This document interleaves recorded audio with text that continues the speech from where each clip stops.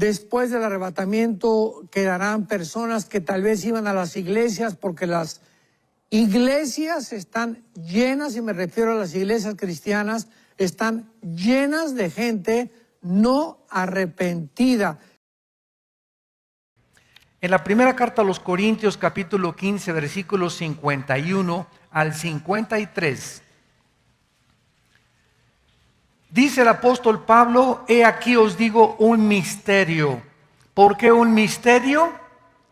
Porque en el Antiguo Testamento no se había revelado el arrebatamiento de la iglesia. En el Antiguo Testamento no se había revelado tampoco la iglesia. Esta revelación, tanto de la iglesia como del arrebatamiento de la iglesia, o sea que el misterio consistía en que habría un tiempo en el que una generación de cristianos no íbamos a morir. Íbamos a ser transformados de la noche a la mañana. Este misterio es una cosa escondida. Antes se la reveló Dios al apóstol Pablo, no a Pedro, no a Juan, no a Santiago. Se le reveló al apóstol Pablo. Y Pablo escribió el misterio que lo tenemos que conocer, que es el arrebatamiento de la iglesia, y el misterio de la iglesia que se encuentra en el capítulo 3 del libro de los Efesios. Entonces, por eso Pablo comienza diciendo: he aquí les digo el misterio. ¿Cuál misterio? Que no todos vamos a dormir, o sea, no todos vamos a morir, pero todos seremos transformados en un átomos. La palabra momento en el griego es la palabra griega átomos, que es en una fracción imperceptible de segundos, en un abrir y cerrar de ojos, o sea, en lo que tarda un parpadeo de ojos. Así de rápido, a la final trompeta, porque se tocará la trompeta y los muertos serán resucitados incorruptibles. Y nosotros, aquí Pablo está involucrando a los que cuando venga Cristo por nosotros estemos vivos, no vamos a morir. Ojalá que nosotros seamos esa generación que estamos esperando en cualquier momento el arrebatamiento de la iglesia. Vamos a ser transformados nuestro cuerpo. Y dice la Biblia: porque es necesario que esto corruptible se vista de incorrupción y esto mortal se vista de inmortalidad. En otras palabras, no podemos ir al cielo con este cuerpo, porque la sangre y la carne no pueden heredar el reino de Dios, porque este cuerpo fue diseñado por Dios para vivir en 4 dimensiones. Simplemente al salir de la tierra al espacio, ya necesitamos escafandras y un traje de astronauta especial, porque las condiciones atmosféricas y la composición química del aire fuera de la atmósfera son diferentes a las que tenemos aquí en la tierra. Entonces imagínense ir al cielo en este cuerpo. No podría, nuestro cuerpo se desharía, ¿verdad? Entonces necesitamos una transformación, ¿verdad? Un cambio imperceptible de nuestro cuerpo, para que sea transformado nuestro cuerpo en milésimas de segundo en un cuerpo perfectamente glorificado como el cuerpo de Jesucristo, como lo vamos a ver también. Y leamos rápidamente también en la primera carta a los Tesalonicenses, capítulo 4, primera de Tesalonicenses, capítulo 4, versículo 14 en adelante. Tampoco, hermanos, queremos que ignoren acerca de los que duermen, para que no se entristezcan como los otros que no tienen esperanza. Porque si creemos que Jesús murió y resucitó, así también traerá Dios con Jesús a los que durmieron en él, ¿verdad? Esto implica, ¿verdad?, que los muertos ya están con Jesús. Esto echa por tierra la famosa teoría de una secta que se llama los Testigos de Jehová, que enseñan que cuando morimos estamos dormidos, en estado inconsciente. Dice que Jesús cuando venga va a traer con él a los que murieron antes que nosotros. Por lo cual os decimos esto en palabra del Señor, que nosotros que vivimos, que habremos quedado hasta la venida del Señor, no precederemos a los que durmieron. O sea, no vamos a ser arrebatados antes de los muertos, porque el Señor mismo, con voz de mando, con voz de arcángel y con trompeta de Dios, descenderá del cielo, y los muertos en Cristo resucitarán primero.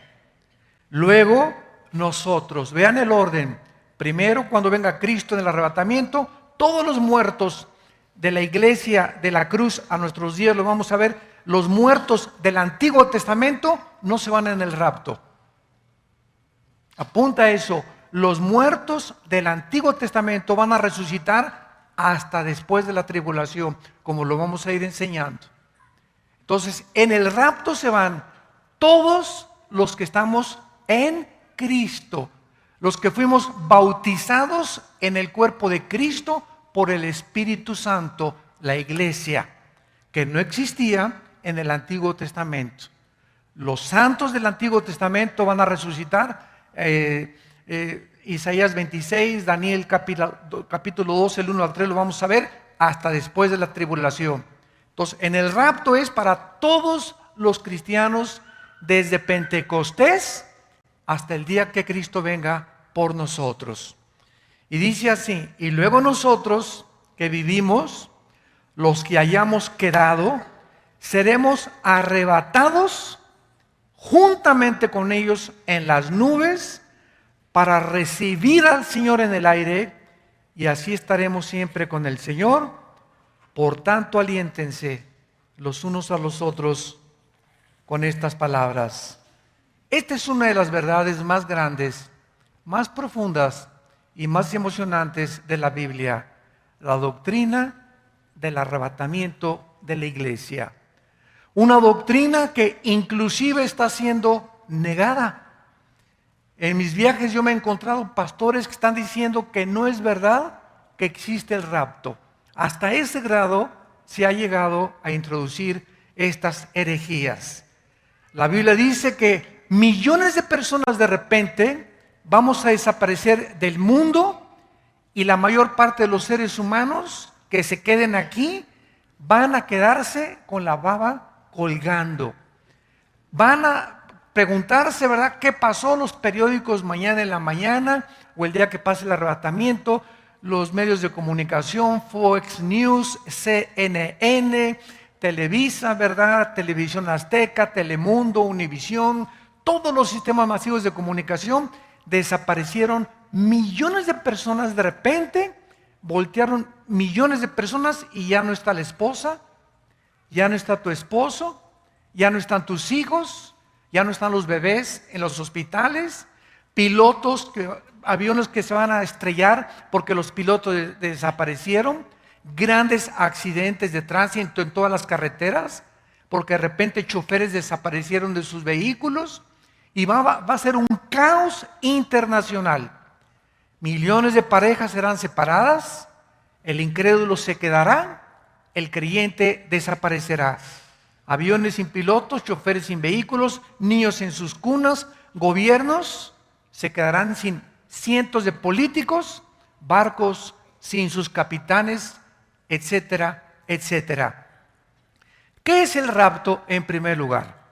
Vamos a definir doctrinalmente qué significa el arrebatamiento de la iglesia. Es el próximo evento en el calendario profético de Dios.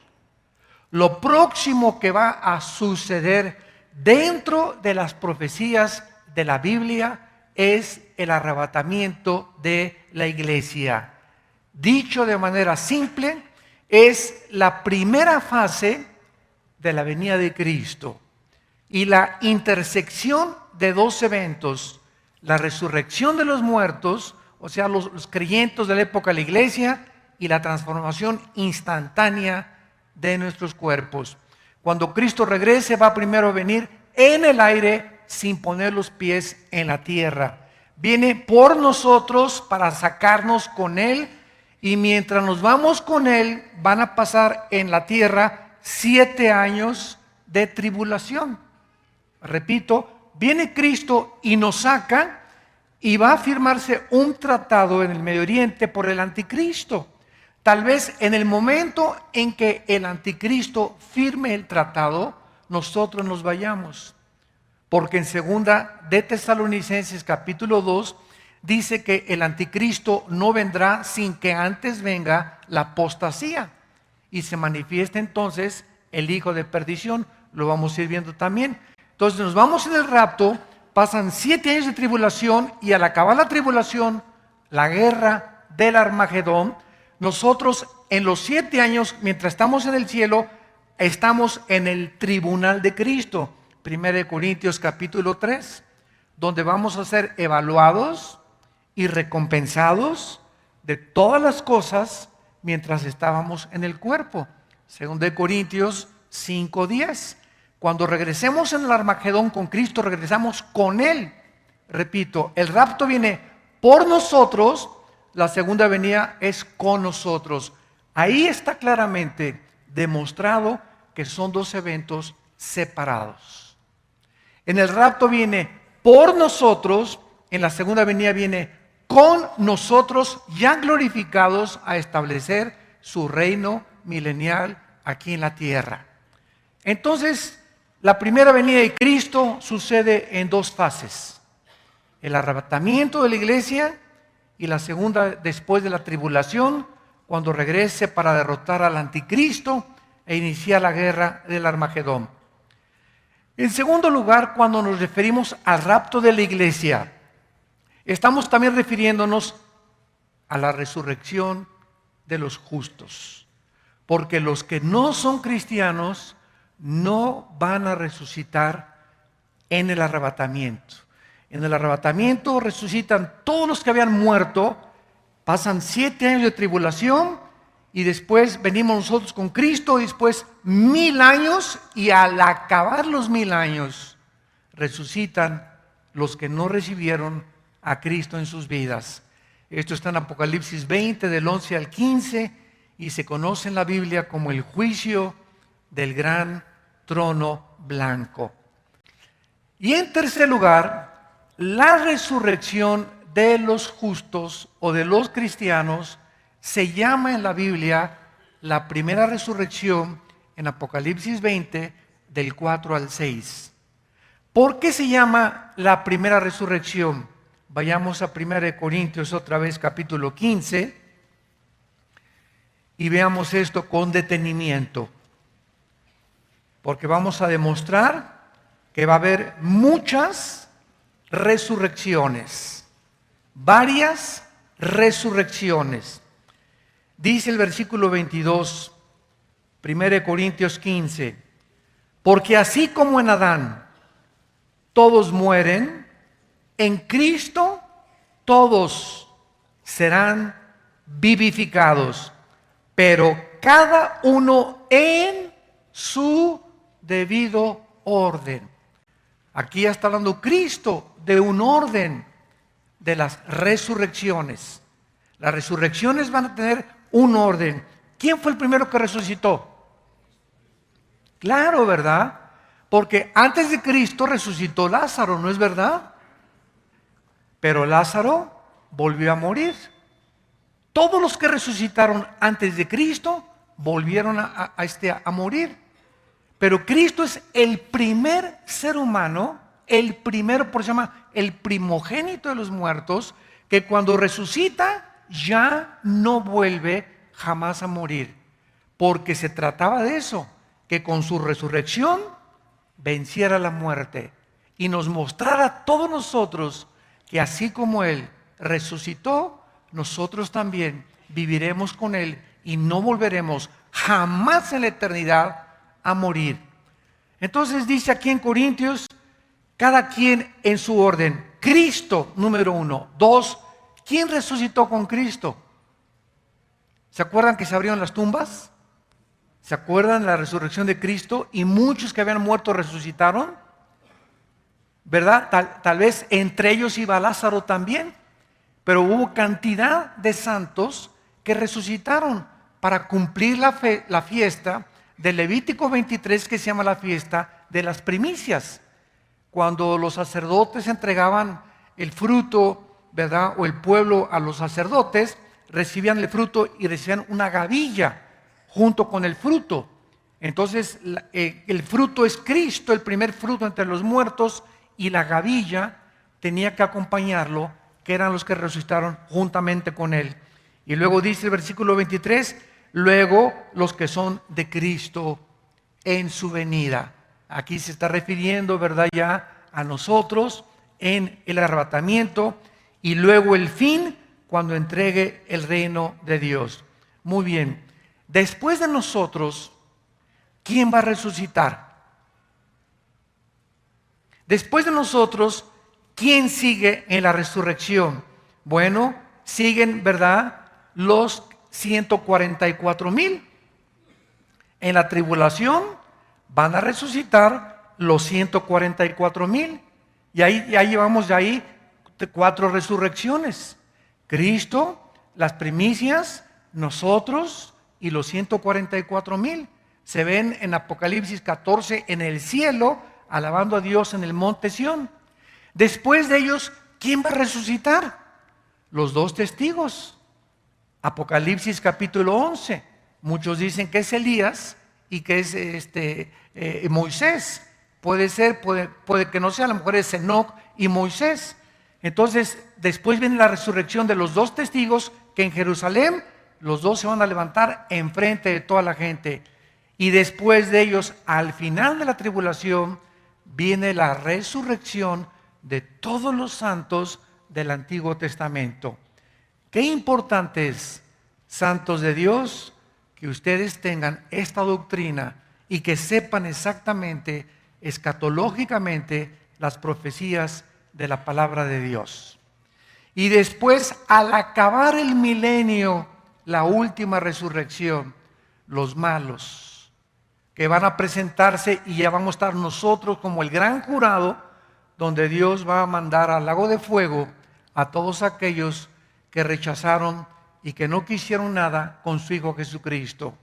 En aquel tiempo, entonces, Dios les va a demostrar que Él nunca mandó a nadie al infierno.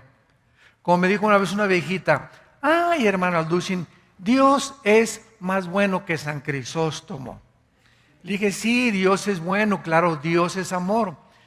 Y me dice esta viejita, es que Dios no va a mandar a nadie al infierno porque es muy bueno Dios y al final va a perdonar a todos. Y le dije, amén, yo estoy de acuerdo con usted. Dios no va a mandar a nadie al infierno, ellos se van a ir solitos. De tal manera amó Dios al mundo que dio a su Hijo unigénito, para que cualquiera de ustedes en esta mañana y los que deben a traer los millones por la televisión no se pierdan. Dios abrió sus brazos en la cruz y dijo, los amo. Me acusan de injusto. Una vez me dijo un ateo, oiga, es que no es justo, me dice, dentro de la justicia y la jurisprudencia y las leyes, por aquí, por allá, no es justo que Dios nos culpe de un pecado de Adán y Eva y que hayamos nacido todos pecadores por la culpa de un par como ustedes enseñan en la Biblia. ¿Usted considera eso justo? Y le dije, no, no es justo, tiene usted razón. Y le pregunté, ¿y acaso es justo que alguien pague por usted? Ah, caray. Le dije, pues así como usted acusa a Dios de injusto, también es injusto que alguien haya pagado todas las maldades y todas las blasfemias que usted hizo en la cruz. Y eso es lo que Dios nos ofrece en la cruz del Calvario, para que Él sea el que justifica y nadie se atreva a decirle, eres un Dios injusto. ¿Me acusas de injusto? Pues es justo que haya muerto por ti y haya pagado por ti, pues sé lo que te ofrezco.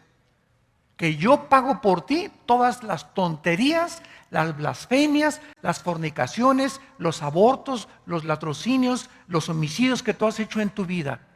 Todo lo pago yo por ti, no tienes tú por qué pagar nada, lo pago con mi sangre y con mi vida en la cruz. Esta es la injusticia más grande, que alguien entre cuando Barrabás había sido el criminal más grande de todos los tiempos y de repente entró un soldado y le abrió la puerta a Barrabás y le dijo: eres libre, Barrabás. Y Barrabás salió, pero ¿cómo que soy libre? ¿Por qué? Porque alguien, el que está allá afuera, pagó por ti. Eso es lo que Dios, el mensaje que Dios nos da. Somos libres. Pero ¿cómo es posible si yo fui bandido, borracho, parrandero y jugador? Marihuano, neurótico, esquizofrénico, 4 o 5 divorcios y maté, etcétera, etcétera. Eres libre. Pero esto no es posible. Alguien tiene que pagar. Yo tengo que... No, es que ese es el mensaje del Evangelio y de la gracia de Dios. Dios paga en nuestro lugar lo que nosotros merecíamos pagar por amor de su Hijo Jesucristo. Para que Dios sea el que justifica y que nadie se atreva a decirle a Dios que es injusto. Porque es más injusto que Él haya pagado en nuestro lugar. Muy bien, vamos ahora a ver rápidamente qué sucede cuando morimos. Para comenzar a poner las primeras bases para ir desde la A hasta la Z. Para poder entender cómo se va a llevar a cabo esta reunión de nuestro cuerpo, nuestra alma y nuestro espíritu en el arrebatamiento, tenemos que comprender lo que la muerte física le hace al cuerpo, al espíritu y al alma. ¿Qué sucede cuando un cristiano se muere? ¿Qué pasa con su alma, su espíritu, a dónde se van, su cuerpo, etcétera, etcétera? En primer lugar, la palabra muerte, apúntalo por favor, no significa en la Biblia cesar de existir. La palabra muerte no significa cesar de existir ni tampoco aniquilación. La palabra muerte significa separación. Separación. Cuando dice la Biblia que nacimos, Efesios 2:1, muertos en delitos y en pecados, ¿qué está diciendo? Que nacimos separados de Dios espiritualmente. Somos espíritu, tenemos un alma, vivimos dentro de un cuerpo. Otra vez, soy espíritu, tengo un alma y vivo dentro de un cuerpo. En otras palabras, mi espíritu y mi alma son realmente mi yo y están dentro de una botella, dentro de un envase, dentro de una casa temporal que está sujeta a la corrupción o físicamente a la ley de la entropía. Todo se desgasta, estamos muriendo celularmente desde que nacimos y este cuerpo cada día se agota y se desgasta hasta que llegamos a lo viejito, ¿verdad? Nacemos chiquitos y llegamos a la vejez y el alma y el espíritu se van renovando dentro de nosotros. Esto se hace cada vez más viejo, pero el interior, con la palabra de Dios, va haciéndose más fuerte y más fuerte y más fuerte y más fuerte. Cuando Adán y Eva pecaron, el espíritu se apagó, se separó de Dios y desde Adán hasta nuestros días nacemos ¿cómo? Con alma y con cuerpo exactamente igual que los animales, porque los animales tienen alma. Entonces, desde Adán hasta nuestros días, todos nosotros nacimos con el alma y con el cuerpo. La única diferencia entre nosotros, aún separados de Dios espiritualmente, entre nosotros y los animales, es que aún cuando nacimos separados de Dios, muertos espiritualmente a Dios, Dios puso dentro del alma la conciencia de la eternidad. Eclesiastés 3:11. Porque los animales no tienen conciencia de la eternidad. Los animales no saben que van a morir. Los animales no tienen conciencia de su existencia, pero nosotros sí la tenemos. Esa es la diferencia entre nosotros y los animales. Cuando Cristo vivía, se acercó a un hombre llamado Nicodemo. Religioso, le decían San Pancracio de Tlanepantla. Religioso y cumplía con toda su religión, iba a su iglesia miércoles de ceniza, se iba de rodillas a la villa, etcétera, etcétera. Religiosísimo Nicodemo, como todos los fariseos. Nicodemo se acercó a Cristo con su alma y con su cuerpo. Juan capítulo 3, y le dijo a Cristo: Rabí, sabemos que tú has venido de Dios por las cosas que tú has hecho. Y Cristo lo paró en seco. Ya no lo dejó seguir platicando. Y le dijo: Nicodemo, tienes que nacer de nuevo. Estás muerto, separado de mi Padre espiritualmente. Tu religión es almática y tu religión tú la inventaste. Si tú no naces de nuevo, si tu espíritu no vuelve a resucitar, si no es regenerado tu espíritu, aunque seas persinado, bautizado y católico, protestante, mormón, bautista, presbiteriano, nazareno, amistad cristiana, Vida Nueva para el Mundo, no importa la religión que vayas, mientras tú no nazcas de nuevo, mientras no se regenere tu espíritu por el Espíritu de Dios, no vas a entrar al cielo. Y si tú te mueres con solo tu alma y con tu cuerpo, sin que tu espíritu durante tu vida se haya regenerado, te condenas eternamente. Entonces, Cristo nos trae un mensaje de que necesitamos nacer de nuevo. ¿Qué significa esto? Que cuando entra el Espíritu Santo a nuestra vida, porque el Espíritu es el que vivifica, entra a lo que está muerto, al foco, y lo prende. ¿Y quién es un cristiano? Es una persona que ha nacido, que ha vuelto otra vez a resucitar, que comienza a comunicarse con Dios. Porque Dios no es alma, Dios no es cuerpo, Dios es espíritu. Juan 4, 24. Y si quieres comunicarte con Dios, y si quieres adorar a Dios, y si quieres servir a Dios, tiene que ser a través de tu espíritu. Pero naciste muerto. Entonces, como estamos muertos espiritualmente, inventamos las religiones. ¿Qué son las religiones? El esfuerzo o el sustituto del plan de Dios para comunicarse con Dios. ¿Y qué es la religión? Es un sistema de creencias, de dogmas, de ritos, de ceremonias. El católico tiene sus dogmas, el protestantismo las suyas, los mormones las suyas, etcétera, etcétera. Todas las religiones tienen su forma, el judaísmo, el hinduismo, los musulmanes, el islam. Todos están tratando de alguna manera, ¿qué cosa? De poder comunicarse con alguien que en la conciencia traemos, que existe y que es nuestro creador. Pero estamos tratando de comunicarnos con él equivocadamente. A través de buenas obras, porque todas las religiones enseñan, sin excepción, pórtate bien, haz buenas obras y sacrificios.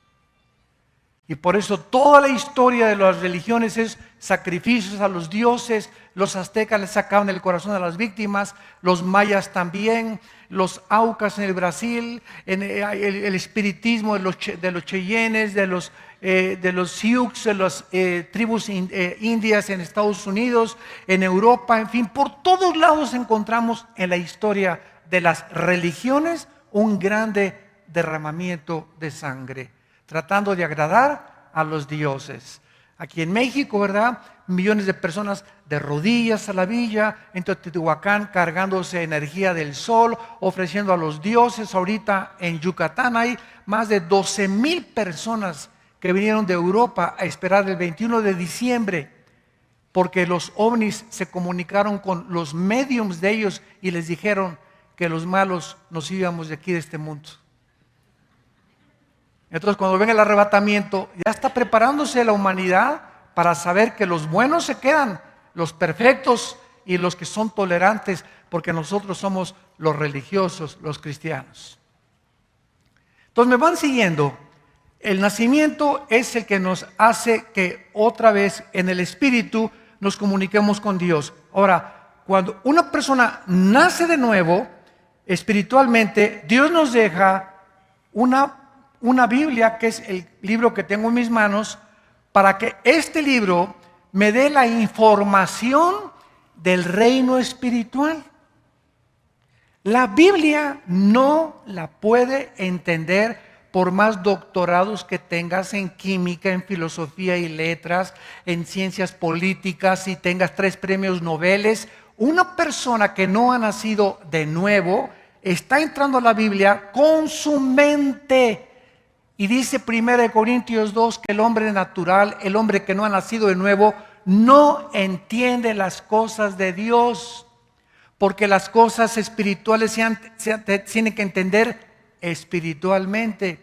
Y es el Espíritu el que entra a nuestra vida y el que comienza a abrirnos la Biblia y a darnos entendimiento, no racionalmente, espiritualmente. Comenzamos a discernir, no razonar, discernir las cosas de Dios. ¿Me van siguiendo? Y esta es la razón por la cual la persona que no es cristiana se acerca a la Biblia y choca con la Biblia. Oye, pura sangre. ¿Cómo es posible que Dios haya mandado a matar a los cananitas? Esto es genocidio. ¿Cómo es posible que David sea un hombre conforme al corazón de Dios y se haya cometido adulterio, hasta homicida fue? ¿Y cómo es posible que esto y el otro? ¿Por qué? Porque chocan con la Biblia. Y cuando tú vienes a la Biblia y no la entiendes, ¿sabes por qué no la entiendes? Pues porque no la entiendes. Tan sencillo como esto, ¿verdad? Yo así como dijo Teofilito, ahí te vas a quedar y vas. ¿Y por qué? Porque tu intelecto no ha sido abierto, no ha sido expandida tu comprensión espiritual. Porque las cosas del espíritu no se pueden racionalizar con la mente intelectual, se tienen que discernir. Y la palabra discernir significa distinguir entre la luz y las tinieblas. Se lo explico de otra manera. ¿Se acuerdan de Hebreos 4:12? Porque la palabra de Dios es viva y eficaz y más cortante que toda espada de 2 filos y discierne, ¿verdad? Las cosas, ¿verdad? Del espíritu, y penetra hasta el alma y el espíritu y discierne las intenciones y los pensamientos del corazón. Fíjense lo que dice Hebreos 4:12. Este es el alma y este es el espíritu, la mitad de mi Biblia. Este es el alma, este es el espíritu. Cuando nacemos y no hemos nacido de nuevo, el alma y el espíritu están así, amalgamados. El espíritu está muerto y el alma tiene un poco de vida, porque tiene la conciencia de la eternidad, repito. Entonces, para la persona que no tiene a Cristo, todo es gris. Una persona que no tiene a Cristo no puede distinguir claramente el bien y el mal. Bueno, sabe que matar es malo, todas las tribus africanas lo saben, los ignorantes lo saben que robar es malo, que el adulterio es malo, que una muchacha no debe casarse más que virgen. Son conceptos que ya trae el alma humana, la ley escrita en el corazón, la conciencia, pero no distingue claramente qué es realmente, qué es bueno y qué es malo a los ojos de Dios. No, pues todo el mundo ahorita vive en pecado y se acuesta con su novio y cuando nos casemos vamos pero antes de casarnos puedo tener relaciones sexuales. El matrimonio gay no hay ningún problema, el aborto no hay ningún problema. ¿Se dan cuenta? Ya en las cosas profundas ya no hay distinción. Ya está así, ya no saben quién es bueno, quién es malo, quién tiene la verdad, quién no tiene la verdad. ¿Será fumar marihuana bueno? ¿Será malo? ¿Será tener 3 esposas bueno? ¿Será malo? Ya no hay distinción. Entonces la palabra de Dios, dice en Hebreos 4:12, cuando entra, separa el alma del espíritu. Solo la palabra de Dios me pone aquí el espíritu y me pone el alma. Y entonces Dios comienza a comunicarse a mi espíritu, y mi espíritu comienza a mandarle la información a mi alma para cambiar mi manera de pensar. Nadie puede cambiar a un ser humano su manera de pensar más que la Biblia. Nadie. Por más que tengas 5 idiomas y políglota y culto, nadie puede cambiar tu manera de pensar más que la Biblia. Entonces, la Biblia, Romanos 12:2, no se conformen a este mundo, sino transfórmense. El espíritu, la comunicación al espíritu viene de este libro. Mi espíritu solo puede tener contacto con Dios a través de la Biblia. Entonces, la Biblia se comunica a mi espíritu, me comienza a mostrar las cosas de Dios, mi espíritu le comienza a pasar la información, escúchenme, a mi alma, a mi mente. El alma está en la mente. Mi mente comienza a ser transformada. Híjole, tengo que tratar bien a mi esposa. El adulterio no va a ser bendición. Tengo que obedecer a mis padres. Tengo que pagar impuestos. Tengo que hacer esto. Comienzo mi mente a cambiar. Yo tengo que mi dinero dárselo a Dios. Muchas cosas comienzan a ser transformadas en mi manera de pensar. Ya no soy el que yo era antes de que mi espíritu estuviera muerto. Y una vez que mi alma comienza a ser transformada, mi alma comienza a gobernar mi cuerpo. Y mi cuerpo se comienza a convertir en mi esclavo. ¿Que quiero una pizza a las 2 de la noche? Cállese, no le doy nada. Que esa muchacha comienza a relinchar como caballo de las muchachas, ¿verdad? Nada. Señor, ayúdame, ¿verdad? Mi esposa nada más. Y comienzo a decirle a mi cuerpo las pasiones que están dentro de ese cuerpo. Aquí en el cuerpo opera el pecado. Aquí operan los demonios. Los demonios no operan en el espíritu, porque no hay comunión entre el espíritu y las tinieblas. Si hay demonios en tu vida, no están en tu espíritu. Por eso un cristiano no puede ser poseído, porque le pertenecemos a Dios.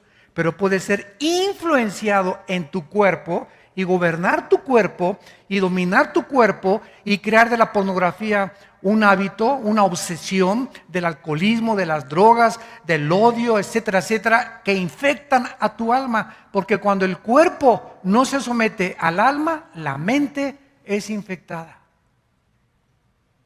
Entonces se dan cuenta cómo es y cómo opera mecánicamente la transformación bíblica del cristiano. El espíritu tiene que nacer de nuevo. El espíritu tiene que ser alimentado con la palabra de Dios. Mientras más leo la Biblia, mientras más medito, mientras más tengo comunión con Dios, más mi mente se renueva. Y mientras más se renueva mi mente, más fuerte soy mentalmente, porque mi cuerpo trae una fuerza como ustedes no se imaginan. Cristo se lo dijo en Getsemaní: el espíritu está presto, pero la carne es débil, débil, débil, débil. Y por eso le pregunto a una persona: ¿por qué fumas? ¿Qué no sabes que el cigarro te infecta las encías, la laringe, el esófago, todo? Y que el alcohol te amuele el hígado. Sí, sí lo sé, hermano, pero no puedo dejarlo de hacer. O sea, esa persona tiene una fuerza en el cuerpo mucho más grande que su fuerza de voluntad. Yo sé que la pornografía me afecta, pero soy adicto. Hay algo que me lleva a la pornografía y yo sé que está mal, pero me lleva contra eso, y veo que mi cuerpo vence a mi alma, vence mis pensamientos. ¿Por qué? Porque tu alma no está renovada. Eres débil mentalmente y la fuerza de voluntad no sirve. Dice en Romanos 8: si por el espíritu vences la carne, vivirás. Muy bien.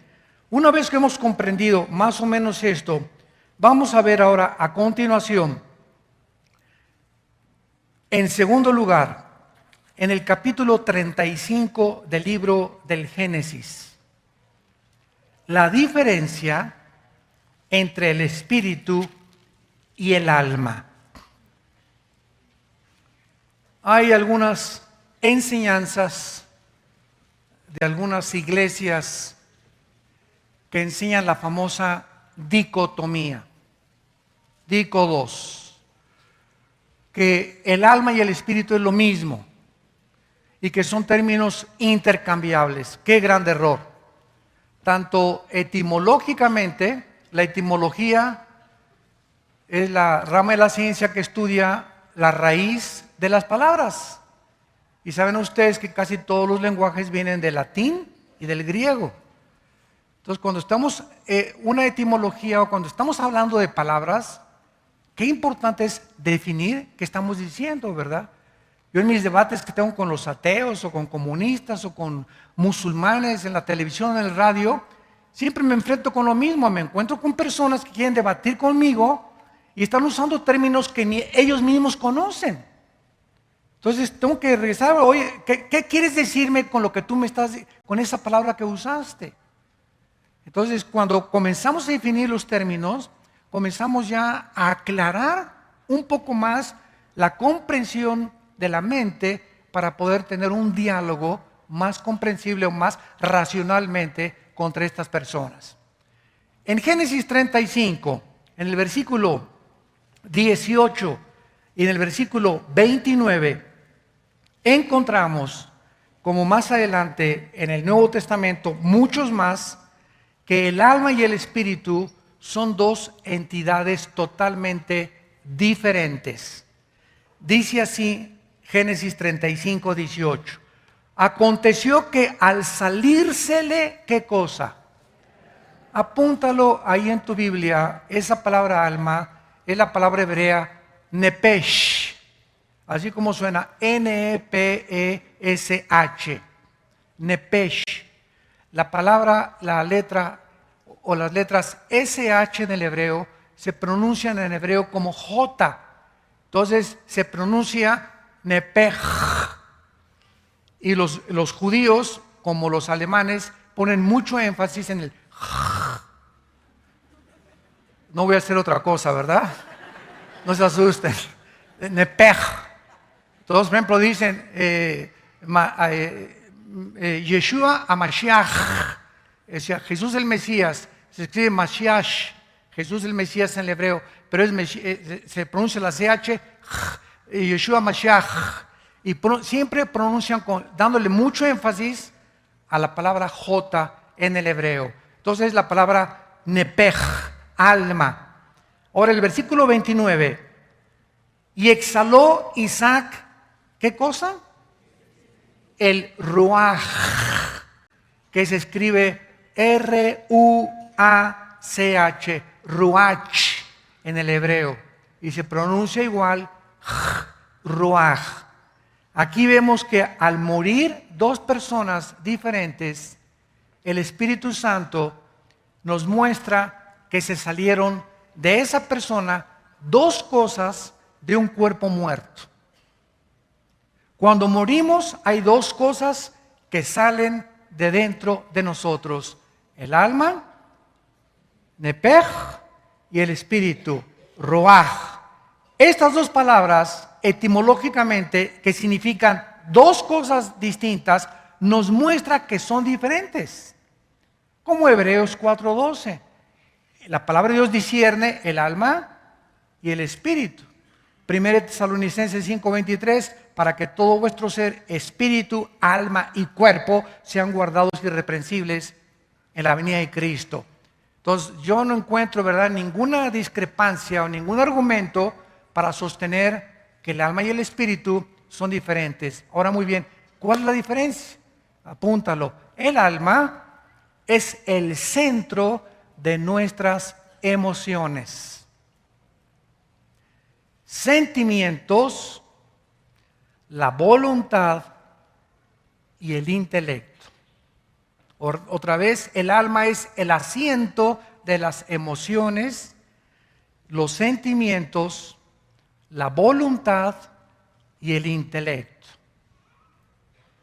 Y el espíritu es la parte inmaterial del ser humano a través de la cual conocemos, servimos y adoramos a Dios, porque Él es espíritu. Otra vez, no se conoce a Dios con el alma, con la mente, se le conoce en el espíritu. El espíritu le pasa la información a la mente. En segundo lugar, no podemos a Dios servirle a través de nuestras obras muertas, sino a través de nuestro espíritu. Hay cristianos que son nacidos de nuevo, pero que creen que el ser demasiado activistas en la obra de Dios y reparten folletos y por aquí, por allá, y no está malo, no hay nada malo en eso.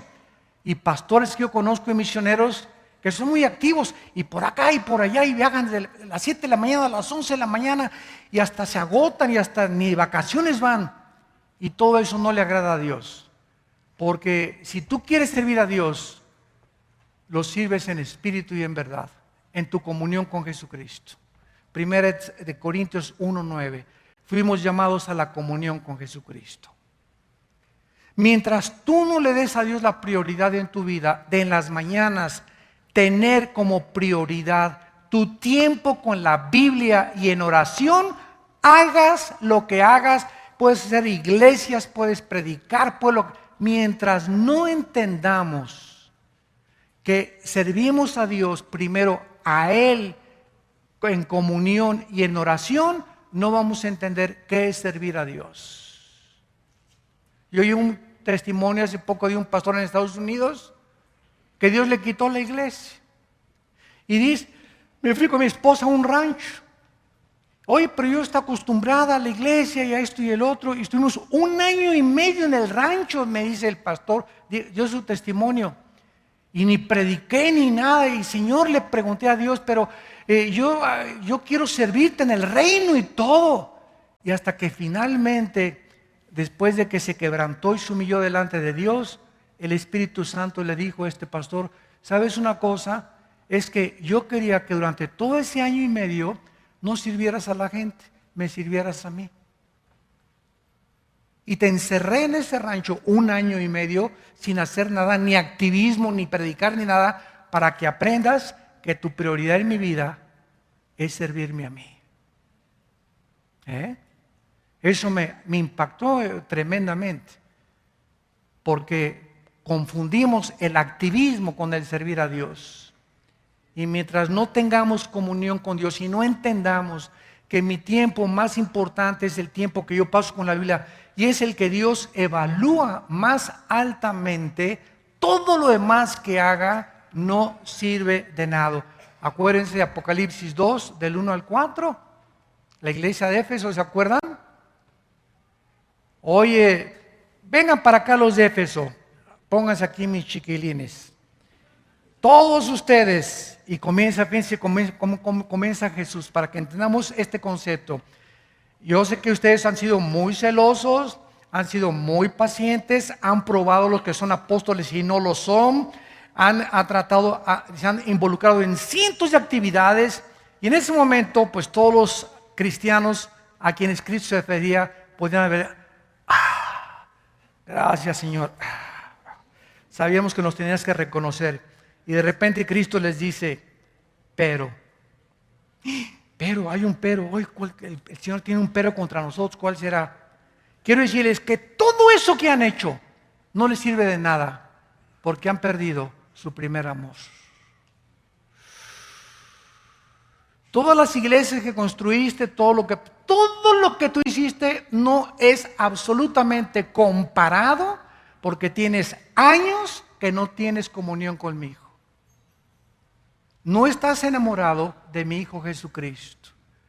Y le dice Cristo, arrepiéntanse. Fíjense nada más, arrepiéntense y regresen a sus primeras obras, porque si no se arrepienten y no regresan a mí y dejan tanta actividad para dedicarse más a mí, a darme tiempo, les quito el candelero de su lugar. En otras palabras, ¿qué significa esto?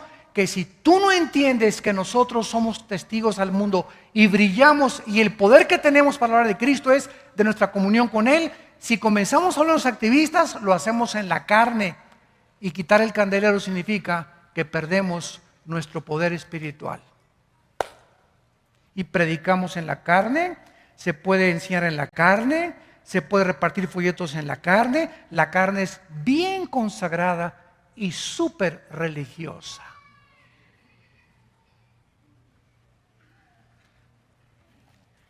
Muy bien, veamos ahora a continuación, ¿verdad? Entonces, que al morir, ¿qué pasa? Espíritu, alma y cuerpo. Al morir el cristiano, el alma y el espíritu del cristiano, al morir, si te mueres hoy a las 5 de la tarde saliendo aquí te atropella un camión, inmediatamente subimos al cielo. Inmediatamente, según de Corintios 5, 9 al 10, ausentes del cuerpo, presentes en el Señor. Lo vamos a demostrar. Nos vamos inmediatamente al tercer cielo. El cuerpo lo entierran, lo creman, no importa lo que le hagan. Si lo creman o no lo quieren cremar, es opción, cada quien esté convencido en su mente, no hay ninguna ley en el Nuevo Testamento. Mateo 10 dice que no importa lo que hagan al cuerpo, ya sé que no te cremen, ¿verdad? De todas maneras, si no te creman, te comen los gusanos. Ahórrate el ataúd, ¿verdad? Y que te cremen mejor. Y es mi consejo que le doy a la gente, ¿verdad? Y te ahorras tanto borlote que el mejor cofre, la mejor caja para mi abuelito y para mi papá, y que le pongan chapa de oro alrededor a la caja, ¿verdad? Y flores, y se gastan ahí todas cosas. El muerto ni sabe con nosotros, ni está con nosotros, ni te lo agradece, ni nada. Es puro mercantilismo, ¿verdad? Todo eso viene del paganismo. Digo, si lo quieres hacer no hay ningún problema, ¿no? Hijo de paganos. No todos tienen esa intención, ¿verdad? No digo que todos lo tengan, ¿no? Pero cuando comenzamos a despertar espiritual nos damos cuenta, ¿verdad? Que pues mejor que lo creme, ¿verdad? Ya se acabó tantas cosas, un botecito, ¿verdad? Te ahorraste, hasta el hoyo en el panteón te ahorraste, ¿verdad? Entonces nos vamos inmediatamente al cielo, el cuerpo se queda adentro, y dice la Biblia que cuando Cristo viene al arrebatamiento, tu espíritu y tu alma vienen con Cristo, ¿te acuerdas? Y traerá Dios con Él a los que durmieron con Él, a los que murieron, por eso están con Cristo. Y entonces los muertos, tu cuerpo, va a resucitar. 1 Tesalonicenses 4, va a resucitar. Y en el aire, cuando venga el arrebatamiento, nos juntamos con nuestra alma y con tu espíritu, con un cuerpo glorificado. Completamente glorificado, y así ya estaremos para siempre con el Señor. Pero mientras estamos en el cielo y no hemos recibido el cuerpo glorificado, ¿tenemos algún cuerpo intermedio en el cielo? Vayamos a Apocalipsis capítulo 6.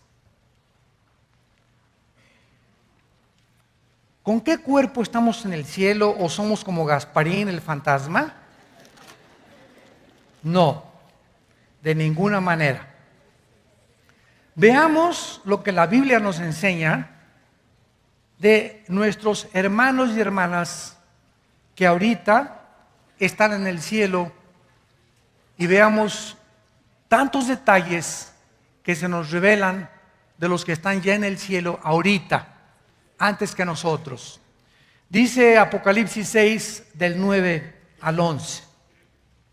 Cuando abrió el quinto sello, vi bajo el altar las almas, o sea, Juan estaba viendo con sus ojos, vio almas, si fueran como Gasparín, incorpóreos, inodoros, transparentes, ¿verdad? No podía ver nada, vio algo, y él sabía que eran las almas, o sea, el ego, el yo de estas personas muertas. ¿De quiénes eran? De los que habían sido muertos por causa de la palabra de Dios y por el testimonio que tenían, de los mártires. Ahí Juan vio a los mártires en el cielo y clamaban a gran voz. Estas personas en el cielo tienen cuerdas vocales. En el cielo hay comunicación. Estos muertos no están así, ¿verdad? En un ambiente. No, ¿verdad? Se pueden comunicar y se pueden comunicar con Dios. Y nos damos cuenta entonces que tienen cuerdas vocales. Que hay todavía, el cuerpo está abajo en la tumba, pero las almas se pueden comunicar. Porque está comprobado, ¿verdad? Que, por ejemplo, el cerebro no es el que hace los pensamientos. Ustedes saben que fue uno de los argumentos más fuertes que yo he encontrado contra el ateísmo. El ateísmo establece que somos materia, básicamente el materialismo. Y el ateísmo se estrella porque tú le dices a un ateo, oiga, esperen una cosa, pero la materia nunca producirá los pensamientos. Ha sido uno de los argumentos más fuertes que tengo contra el ateísmo. Si tú dices que todo fue un material y venimos de la materia, etcétera, etcétera, ok, pero ¿quién le puso a la materia los pensamientos? Los pensamientos en nuestra mente pertenecen al mundo invisible. Síganme con cuidado. No son materiales los pensamientos, ¿correcto? Entonces pertenecen al mundo espiritual. Y por eso es que los demonios, como nuestros pensamientos operan en el mundo espiritual, intangible, no terrenal, no físico, no material, los demonios y los ángeles tienen acceso a nuestros pensamientos. Y por eso Dios quiere que cambiemos nuestros pensamientos, porque si nuestros pensamientos nos dominan, nos domina el mundo espiritual. Pero si mis pensamientos comienzan a ser transformados por la palabra de Dios, comienzo con mis pensamientos a darme cuenta que mayor es el que está dentro de mí que el que está en el mundo. Porque cuando vengan pensamientos a atacarme de tentaciones pornográficas o sexuales o de alcohol o de drogadicción o de robo, de homicidio, mi mente está fortalecida para rechazar eso. Y me doy cuenta que soy un guerrero de Dios. Te has convertido en una guerrera de Dios porque has vencido. Y eso es lo que significa que hemos vencido por la palabra del testimonio y por la sangre del Cordero. Entonces, los pensamientos pertenecen a otro ámbito que no es el material, señor ateo, con el respeto que se merece. Los pensamientos pertenecen a un mundo que no se puede ver más que a través del Espíritu y de la Biblia. Entonces, en el cielo sigue la comunicación y dice la Biblia a continuación que estas almas no solamente se comunican, sino que también están junto a Dios, porque le están hablando a Dios hasta cuándo y reconocen que Él es el Señor, que Él es santo y que Él es el único verdadero del universo. Y vean ustedes lo que estas almas le están diciendo a Dios en el cielo. Esto es asombroso. Le dicen a Dios en el cielo, Señor, ¿por qué no juzgas y vengas nuestra sangre en los que moran en la tierra? Pregunta, ¿estas almas en el cielo están pidiendo venganza? O, fíjate la importancia de los términos. Es que el juez que me condenó a muerte se quiso vengar de mí. Espérame tantito, pitirijas, cuigachijas. El juez y la ley que te condenó a muerte, cuando se ejecuta la pena capital, no es venganza, es vindicación a la sociedad del mal que tú hiciste. Entonces, no confundas la venganza con la vindicación. Estas almas no están pidiendo venganza, están pidiendo en el cielo, Señor, ya acaba con tantos crímenes, Padre Santo, acaba con tantas violaciones, con tanto derramamiento de sangre. Oh Dios, ¿cuándo va a ser este momento? Porque ellas saben en el cielo que nos están viendo. Esto significa que nos están viendo y que saben que no ha acabado en el mundo todavía el borlote que tenemos aquí abajo. Y le están diciendo a Dios, ¿hasta cuándo? Dios no puede decirles cuándo, porque las cosas secretas pertenecen a Dios. Entonces Dios no les contesta a estas almas y simplemente en el cielo se les dice, ¿verdad? Que se les dan vestiduras blancas hasta que esperen todos los que han de ser muertos como ellos. Y entonces sabrán cuándo el tiempo ha llegado. Porque ni el diablo conoce el tiempo final del Señor Jesucristo. Nadie sabe el día y la hora de cuando Cristo acaba con todo, más que Dios. Esto le pertenece a la sola potestad de Dios. Los tiempos cronológicos y los kairos de Dios le pertenecen solamente a Dios. Y dice el versículo 11, y se les dieron vestiduras blancas. O sea, tú no puedes vestir a Gasparín, ¿verdad? O sea, hay un cuerpo intermedio en el cielo, pero esas vestiduras no están vistiendo a un cuerpo glorificado.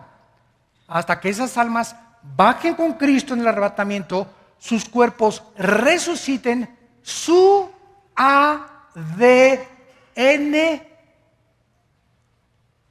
El ADN, el código genético hereditario, el ácido desoxirribonucleico, del cual está formada cada una de nuestras células, billones de células que tenemos en el cuerpo, ahí está escondida toda la información de quiénes somos.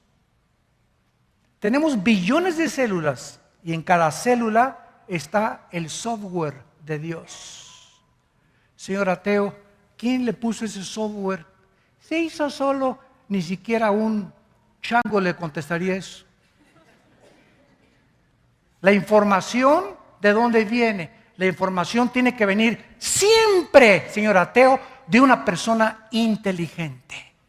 Si usted se encuentra un CD y lo mete en una computadora, ¿quién le puso esa información al CD?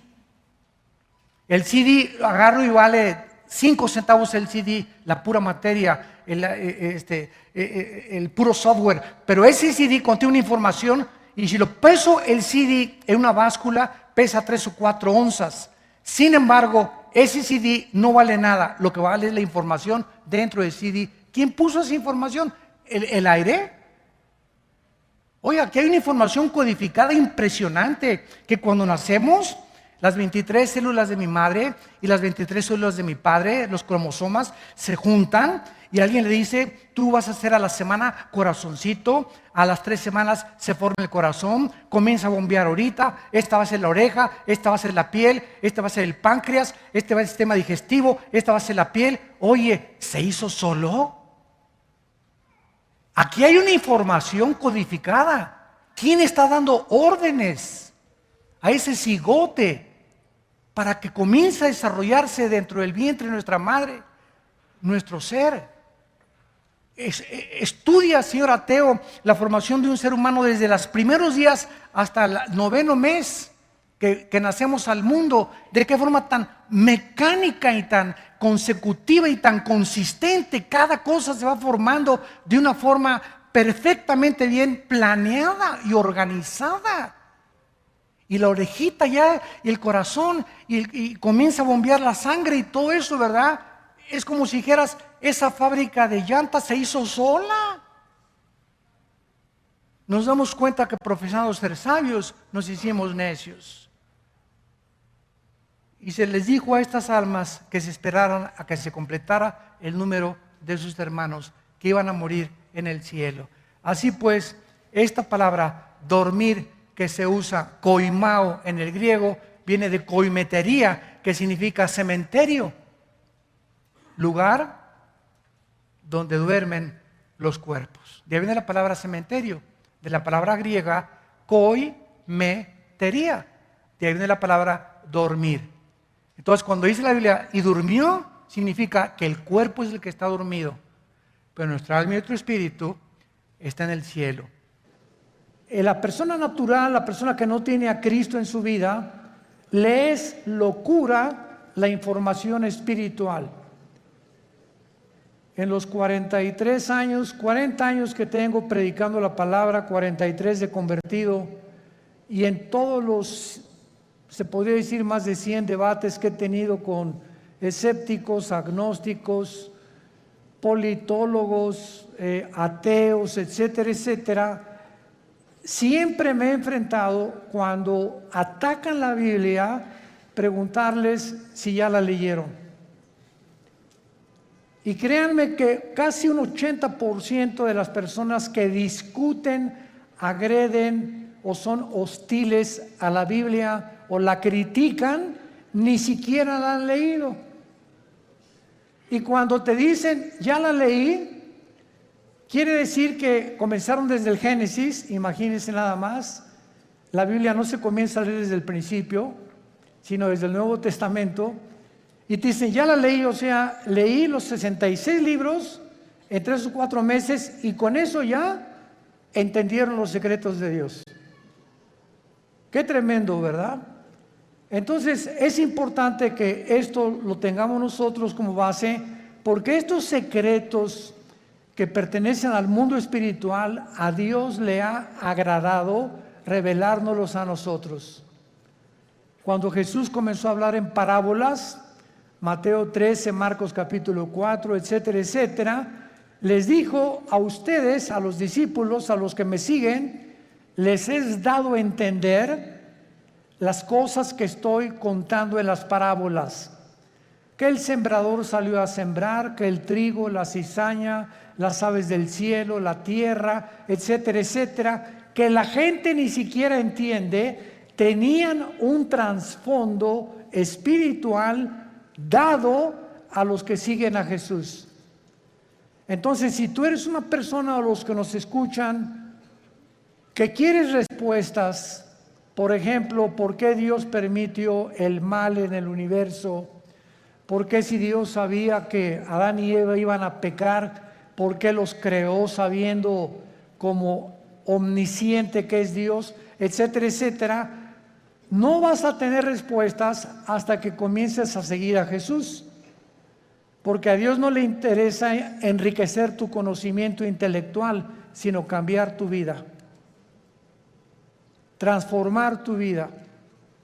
Entonces les dijo a los discípulos, ustedes que ya me siguen, a ustedes les voy a dar a revelar y a que entiendan, les voy a abrir el entendimiento para que comprendan las cosas que la gente común y corriente, por muy inteligente que sea, no las puede entender.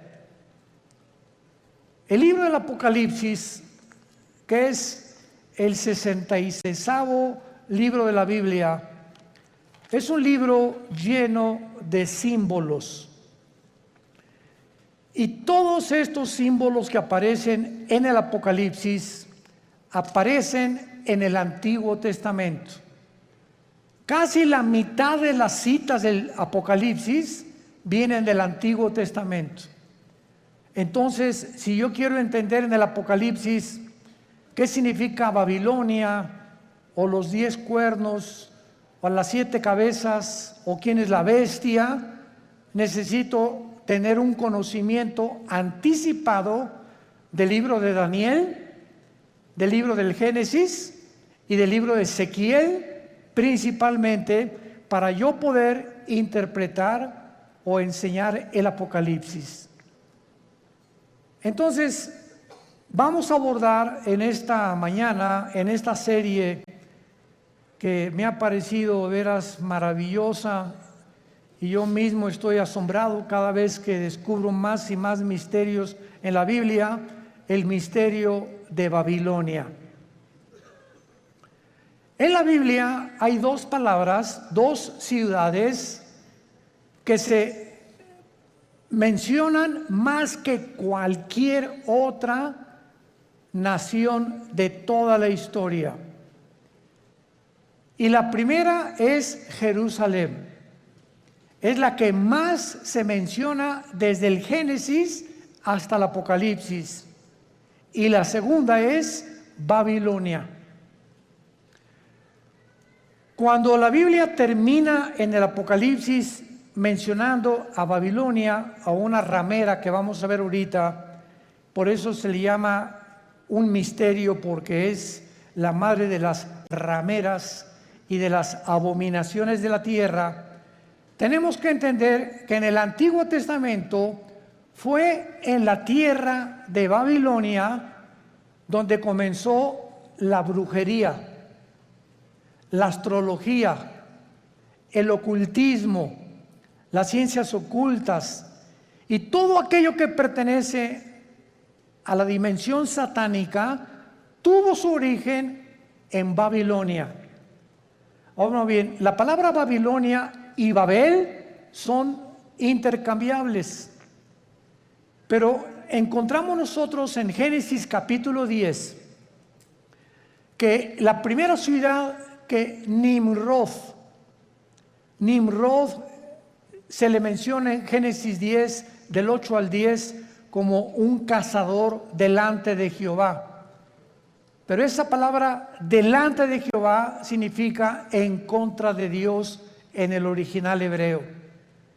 Y él fue el primer hombre que levantó Babilonia, que después acabaron levantando una torre, Génesis 11, la torre de Babel, donde Dios tuvo que confundir las lenguas, porque si ellos continuaban con ese sueño, con ese anhelo de llegar al cielo y de tener comunicación con los astros, etcétera, etcétera, ellos iban a acabar completamente destruidos por Dios.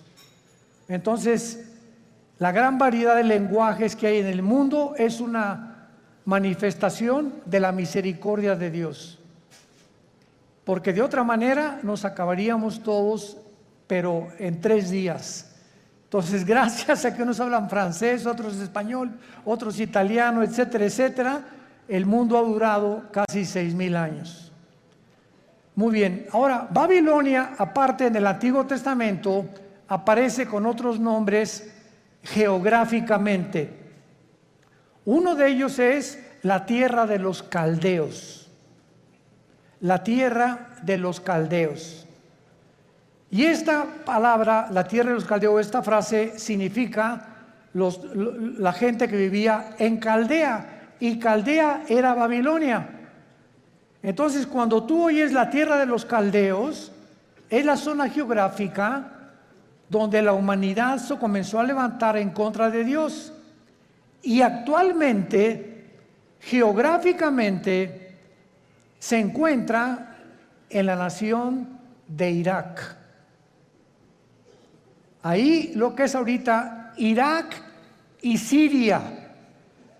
Porque en el Antiguo Testamento, Irak y Siria era la tierra de la Mesopotamia y no había una división, estas dos naciones no están divididas todavía, y toda esa área geográfica es precisamente donde comenzó la humanidad, de acuerdo a la Biblia.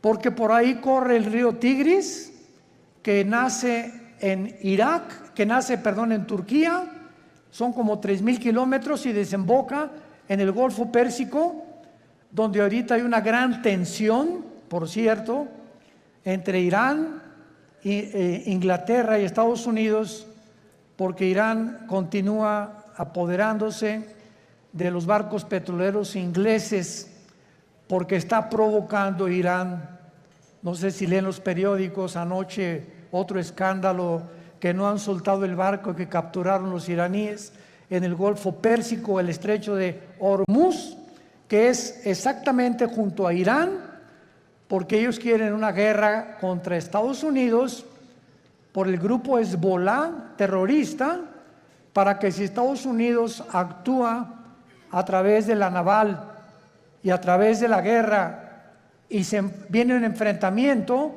entonces entraría a la guerra Israel y bíblicamente los judíos destruirían Elam.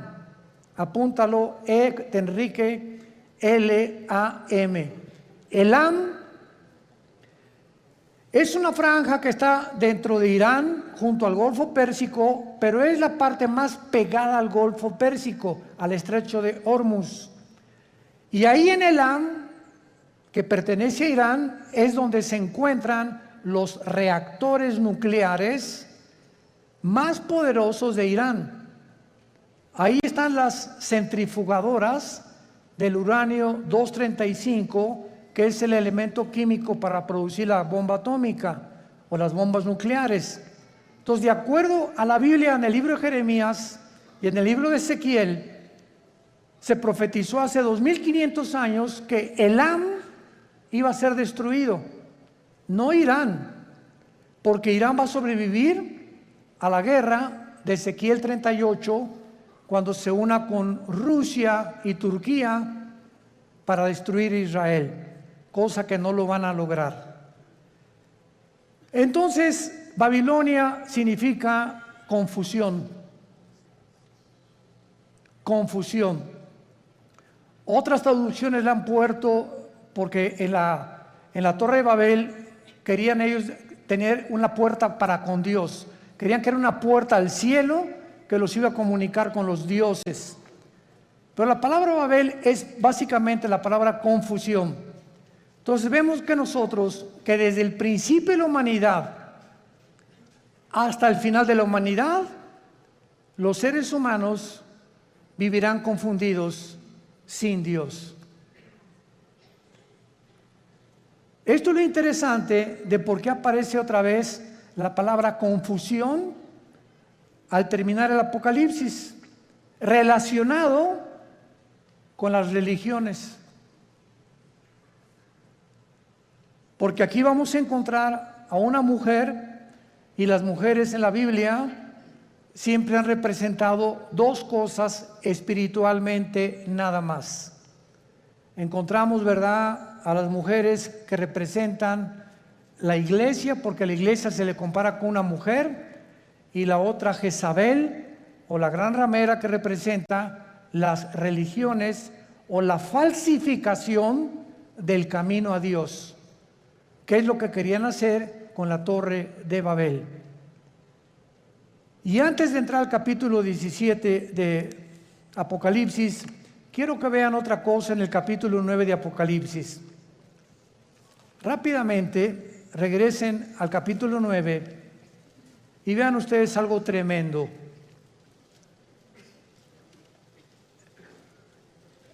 Vemos nosotros en la sexta trompeta, Apocalipsis 9, versículo 13 en adelante, de qué manera se describe en la sexta trompeta uno de los ríos que atraviesan Babilonia. El sexto ángel tocó la trompeta y oí una voz de entre los cuatro cuernos del altar de oro que estaba delante de Dios, diciendo al sexto ángel que tenía la trompeta: desata los cuatro ángeles que están atados junto al gran río Bravo. ¿Eso dice? No, ¿verdad? Junto al Nilo. Tampoco. Qué interesante que hay cuatro principados satánicos ahorita atados junto al río Éufrates, que es el río que atraviesa Irak y Siria, y que desemboca en el Golfo Pérsico, donde hay una gran posibilidad que estalle una próxima guerra. En otras palabras, de acuerdo a la Biblia, el área geográfica más endemoniada que hay, más satánica, más que el Teposteco y más que cualquier otro lugar donde hay brujería a la mexicana, es Irak e Irán. Ahí están cuatro principados atados, y dice la Biblia, y fueron desatados, versículo 15, los cuatro ángeles que estaban preparados para la hora, el día, el mes y el año, a fin de matar a la tercera parte de los ángeles. En otras palabras, el mundo que vivimos actualmente está bajo el control de ángeles, pero no ángeles buenos, ángeles caídos. Y la Biblia nos corre las cortinas y nos muestra que en esta época que estamos viviendo, que ya se va a acabar, vamos a entrar a donde ya los ángeles caídos serán completamente derrotados, y entrará Cristo con la iglesia a gobernar el mundo por 1000 años, después la Nueva Jerusalén, después la eternidad. Pero dice Hebreos capítulo 2, Dios no sujetó el mundo venidero a los ángeles.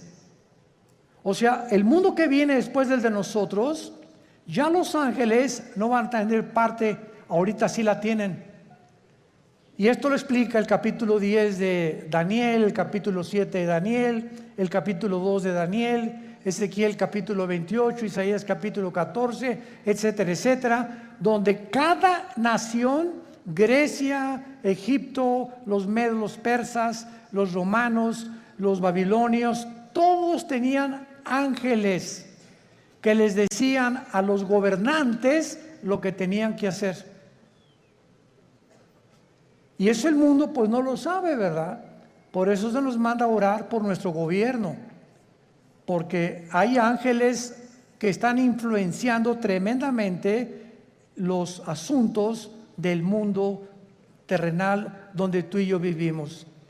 Muy bien, vayamos pues a Apocalipsis 17 y veamos este conflicto y este misterio que vamos a resolver, que es el primero de Babilonia. Vino entonces uno de los 7 ángeles que tenían las 7 copas y habló conmigo diciéndome: ven acá, te mostraré la sentencia contra la gran ramera, la que está sentada sobre muchas aguas. Brínquense al versículo 18. ¿Quién es la ramera? Y la mujer que has visto es una ciudad. ¿Ven cómo la Biblia se interpreta a sí misma? No es de interpretación privada la Biblia. La misma Biblia se interpreta a sí misma.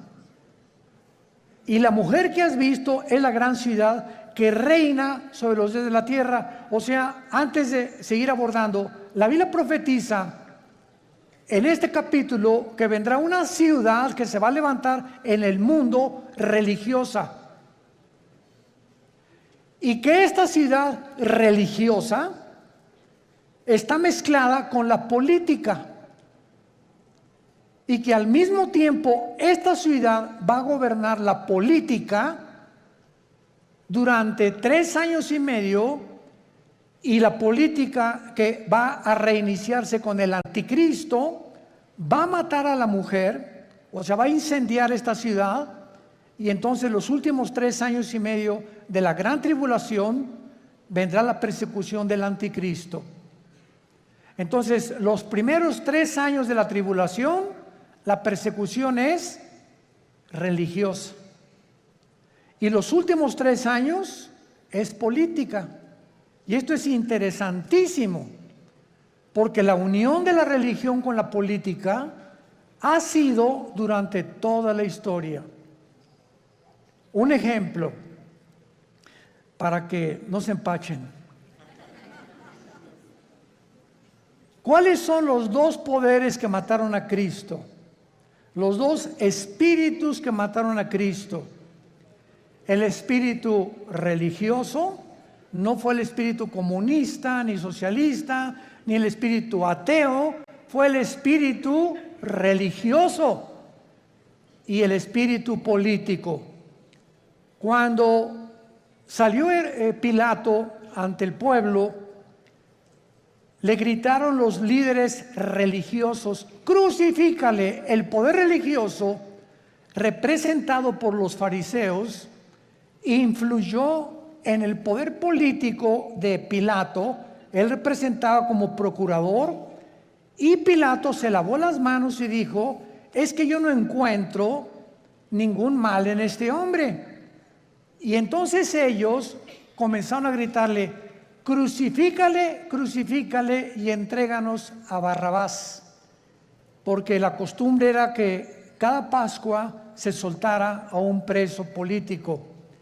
Entonces vemos nosotros cómo el poder político cede a la presión del poder religioso, y entre los 2 se encargan de matar al Mesías del mundo. Y desde entonces, antes y por toda la historia, vemos todos los emperadores con brujos. Siempre los emperadores y los presidentes y los gobernadores siempre han tenido personas del mundo del ocultismo, dichosos los que se han salvado y han tenido cristianos de consejeros, pero siempre han estado consultando a los brujos, a los astrólogos, a los ocultistas. Los invitan a sesiones espiritistas para que invoquen espíritus, pero la unión entre el mundo religioso del oculto, lo vamos a descubrir, el mundo religioso pertenece al ocultismo. Se van a sorprender de muchas cosas. Y por eso es tan satánico, porque es el que controla el gobierno político. Y así ha sido durante toda la historia. Y cuando el anticristo, antes de que él pueda tomar el poder del mundo, va a necesitar, Apocalipsis 13, al falso profeta. ¿Quién es el falso profeta? Va a ser un líder religioso que va a unir a todas las religiones del mundo en una sola. Y cuando ya el anticristo vea que ellos le pavimentaron el camino para que su gobierno político pudiera emerger, entonces el anticristo quema a esta ciudad donde se van a concentrar las religiones del mundo, y él se proclama, segunda de Tesalonicenses 2, 3 y 4, el único Dios, donde el mundo lo adora como adoraron a los césares romanos como dioses. Te mostraré la sentencia contra la gran ramera. O sea, aquí hay un juicio contra una ciudad. Es lo primero que acabamos de despejar, esta incógnita. Esta ramera representa a una ciudad que está sentada sobre muchas aguas. Las muchas aguas en la Biblia son las naciones, como lo interpretó el versículo 18. Y dice así, versículo 2, con la cual han fornicado los reyes de la tierra, y los moradores de la tierra se han embriagado con el vino de su fornicación. Este ángel viene para enseñarle a Juan un juicio, una sentencia que viene decretada del tribunal cósmico de Dios. Quiero que sepas que voy a juzgar a este sistema religioso. Y es muy importante que a esta ciudad se le da el nombre de ramera. Vamos a explicar esto. La palabra prostitución en la Biblia es una palabra que puede tener un uso apropiado cuando algo lo apropias de la manera correcta, o un uso inapropiado.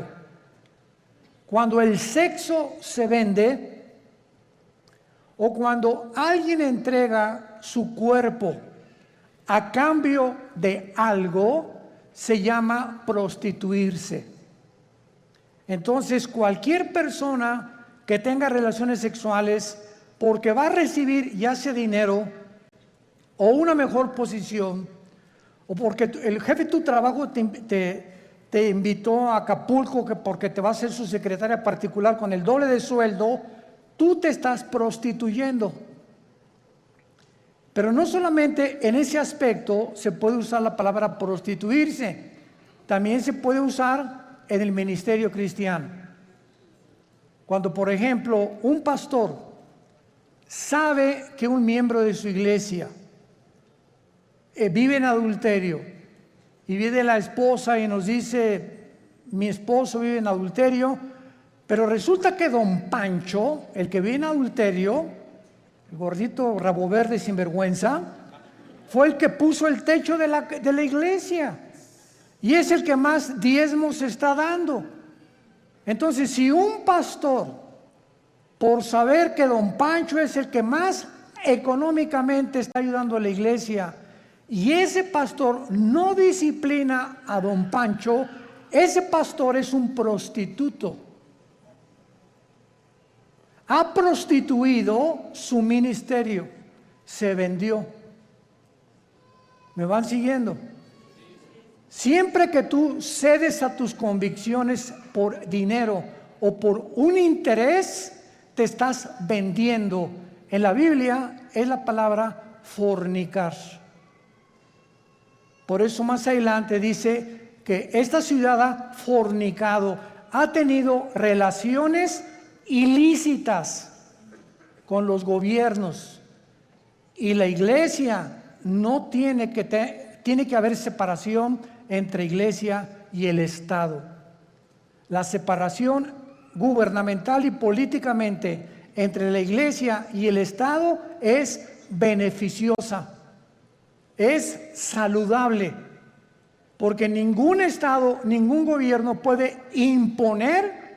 Hagan de cuenta que en México surge un presidente cristiano.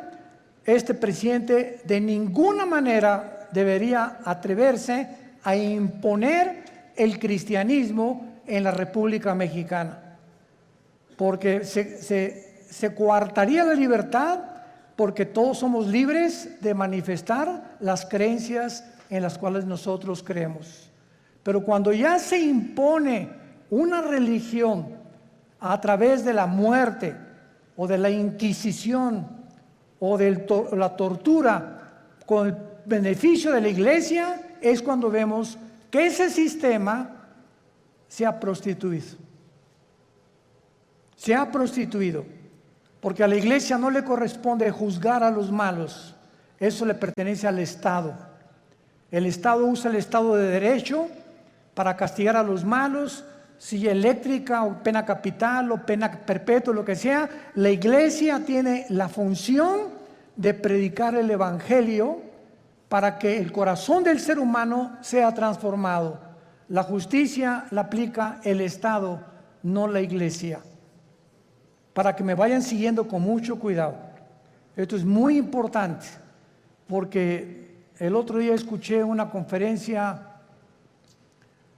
de un grande teólogo que me sorprendió con lo que dijo, y me dice: de todos los países a los que yo he visitado en Latinoamérica, el más inculto y el que más ignorante es de todo lo que está pasando, México lindo y querido. Sentí algo bien feo aquí adentro de mí. Se considera el país más ignorante y más inculto de todo lo que está pasando políticamente, religiosamente, etc. Como que si al mexicano no le importa más que el Calimán y las telenovelas. Y el América, desde luego. Además vive el América. Bueno, pero esto es tremendo, ¿verdad? Y otra cosa que también me sorprendió es que un análisis que hizo las Naciones Unidas fue que en Europa el promedio de la gente normal, desde los 10 años de edad hasta los 25, 30 años de edad, cualquier europeo de cualquier nación de Europa ha leído antes de los 25 años por lo menos 6, 7 libros al año. Y en México, 1 al año. Y con trabajo no lo acabaron. ¿Se imaginan? Estamos con el esto, con el Calimán, la televisión, ausentes completamente de cultivar nuestro espíritu, nuestra mente intelectual. Me gradúo de abogado y jamás me vuelvo a meter a la jurisprudencia ni a los libros. Me gradúo de médico, no me actualizo con todos la tecnología impresionante en la medicina que hay actualmente. Por ejemplo, no sé cuántos de ustedes han notado que ya no uso lentes. Asústame. No es para que se asusten, ¿verdad? Pero es increíble. Tengo como 40 años usando lentes. Yo tenía hipermetropía, estigmatismo y no podía leer. Ahorita tengo una visión de 20/20, impresionante. ¿Saben lo que me hicieron? Resulta que ahí en Dallas, Texas, está uno de los médicos oftalmólogos que trajo el rayo láser. Pero a mí no me hicieron nada más el rayo láser, sino que me hicieron 2 implantes de la oftalmología 2 implantes intraoculares. O sea, me metieron 2 ojos o 2 lentes, no sé. Y cuando yo le pregunté al oftalmólogo después, duró 16 minutos la cirugía. Primero uno y como al mes me hicieron el otro.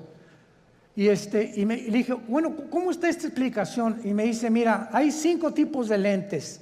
El que te metimos a ti se llama ultralight. ¿Qué significa esto? Con un rayo láser te perforamos una incisión milimétrica y por un tubo te metimos un lente envuelto como un taco. Y entró el lente y dentro de tu ojo se abrió como una tortilla. Y entonces se tiene que ir pegando a la parte de atrás, al tejido, y en ese momento, bueno, me dieron entrenamiento, ¿verdad? Todos los días me dieron que tenía que hacer una pluma así, acercármela a todo lo más, como 50 o 100 veces, hasta que ya pudiera ver de cerquito. Ahorita ya no necesito nada, ya puedo ver de lejos, ya la luz casi no me molesta. Pero es impresionante la tecnología de la oftalmología y de todas las demás ramas de la ciencia del siglo XXI. A mi hijo Caleb le hicieron en 7 minutos el láser, nada más que a él no le hicieron cirugía. A él con el puro láser le quitaron los problemas que tenía de la vista con una garantía de 35 años. Ahí me dieron hasta que venga el Señor por nosotros. Pues sí, ya para qué quiero más, ¿verdad? Bueno. Pero este es el mundo que estamos viviendo, ¿no? Entonces, están pasando muchas cosas en el mundo y tenemos que estar actualizados, tenemos que estar leyendo revistas, actualizándonos, ¿verdad? Las noticias para saber y enterarnos cómo está la cosa, y tenemos que tener hambre, pero más que nada, hambre de la Biblia. Muy bien. Entonces, la prostitución en este pasaje, la ramera representa, si lo quieres apuntar, la prostitución de la religión. Cuando la religión se vende, cuando la religión ofrece, dame dinero y tu hijo va a ser sanado, dame dinero y la maldición se irá de tu casa, o manda dinero y vas a recibir a cambio algo, esta religión está negociando la salud y se está prostituyendo. Porque la Biblia dice que Dios ama al dador alegre, no por necesidad, ni por coerción, ni por amenaza, ni porque si no mandas, la maldición de Tutankamen caerá sobre tu casa. Ahí es cuando vemos la prostitución de la religión. Hace poco acaban de capturar a un hombre, ¿verdad?, en Estados Unidos, líder de una secta que se llamó La Luz del Mundo en México, que no se imaginan ustedes, ¿verdad? No son millonarios, son multimillonarios. Y lo más asombroso es que el 70% de las gentes que van a estos millones de personas que pertenecen y el dinero que tienen son gente humilde, son gente de pobres, o sea, de la clase indígena y de casi, como decía Cantinflas, desleídos y desilustrados. No son muchos profesionistas ni mucho menos. Y estas personas, ¿verdad?, tenían comandos armados. Cuando ese hombre viajaba con guardaespaldas, con ametralladoras, etcétera, etcétera. Y llegó a convencer a la gente de que él era Dios. Y cuando él entraba a la iglesia había un trono literal, donde él se sentaba con muchachas junto y muchachas por acá a los lados, y entraba y lo comenzaban a adorar como Dios. En otras palabras, él estaba vendiendo, prostituyendo la religión. Y así hay cantidad de sectas, e inclusive se puede dar en iglesias cristianas, cuando los líderes, vuelvo a repetir, por causa del dinero o por conveniencia del dinero, se venden y sus convicciones las crucifican para poder obtener lo que ellos están ofreciendo mediante milagros. Este es el problema de las religiones que se prostituyen. Muy bien. Y esto es lo que sucede en Apocalipsis 17, como lo vamos a ir viendo, una ciudad prostituta que ha fornicado, dice el versículo 2, con los moradores de la tierra. Y más o menos ustedes ya pueden irse dando cuenta de quién estamos hablando. La única, para que ustedes estén enterados sin afán de ofender a nadie, la única religión que existe en el mundo, la única que tiene un lugar en las Naciones Unidas es Roma. La única religión que durante 18 siglos en Europa no permitía que los reyes se casaran más que con los que ellos autorizaban. La única religión que exigió que si no te convertías a Roma durante 350 años, nombró un papa a Torquemada, un hombre español con la Inquisición, donde los abrían los cuerpos, les quitaban el pelo, los rapaban, pero con todo y la piel, les sacaban los ojos, los sentaban en estacas, los quemaban vivos a judíos y a cristianos, porque no aceptaron que Roma es la única religión que salva. Y hasta el siglo XXI los estatutos romanos continúan enseñando lo mismo. Fuera de Roma no hay salvación. Esto es impresionante. Cuando yo tenía 12 años de edad, les he contado a muchos, fuimos educados, mi hermano Alejandro y yo, en colegios lasallistas, San Juan Bautista de la Sal. Y a los 13 años vivíamos en Acapulco, entré al seminario, yo quería ser cura, porque nos enseñaron los hermanos lasallistas en aquel tiempo el latín, en aquel tiempo éramos acólitos, el cura daba la misa en latín, cuando entraba supuestamente el altar, ¿verdad? Entraba y decía, introibo al altar de Deu, justifica juventudes meam. Me introdujo al altar de Dios a ofrecer los sacrificios por los vivos y por los muertos. Ya le contamos en latín los acólitos. Y cuando uno de los grandes dirigentes ahí llegó a visitarnos al seminario, nos dijo, ustedes están ya en el tiempo de hacer un voto de celibato sacerdotal. Y pues éramos como 10 o 12 muchachos de 14, 15 y 6 años de edad, y nos volteamos todos a ver qué significa el voto del celibato sacerdotal. Entonces nos dijo este prelado religioso, significa que ustedes tienen que hacer un voto que nunca se van a casar y que su única fidelidad va a ser a Roma, nada más. Oiga, ¿y por qué no quiere que nos casemos? Porque si se casan, el dinero lo gastan en la familia y ya no lo mandan a Roma.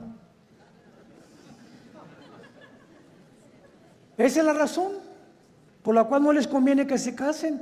Cuando la Biblia ordena, 1 Timoteo capítulo 3, en cualquier Biblia que veas, que los que sirven a Dios de tiempo completo se casen, a menos que tengas el don de continencia. Pero esto es increíble. Ahí fue cuando yo me decepcioné, ¿verdad?, de la religión. Lloré. Le dije a mi papá, ya no creo en nadie, y me hice ateo.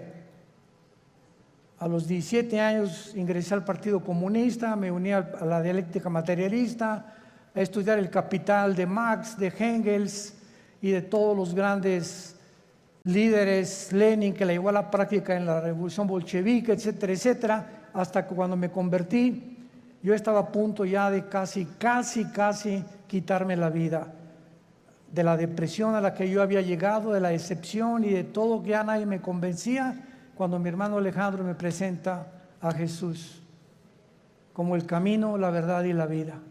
Y yo supe cuando encontré a Jesús que era la única razón por la cual yo debería seguir viviendo. Y le prometí desde ese día, fue en marzo de 1974, que yo le entregaría mi vida y que lo quería servir.